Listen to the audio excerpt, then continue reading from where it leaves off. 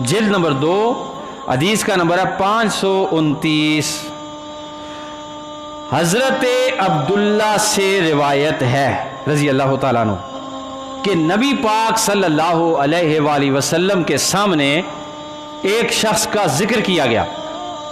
ये बड़े सुनने की बात है।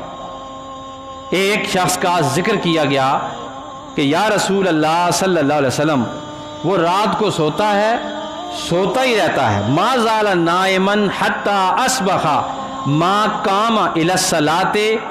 या रसूल अल्लाह सल्लल्लाहु अलैहि वसल्लम, वो शख्स रात को सोया, सोता रहा, सोता रहा, सोता रहा, यहाँ तक कि वो जागा नहीं और सुबह की नमाज का वक्त भी गुजर गया, तो सुबह की नमाज के लिए नहीं जागा।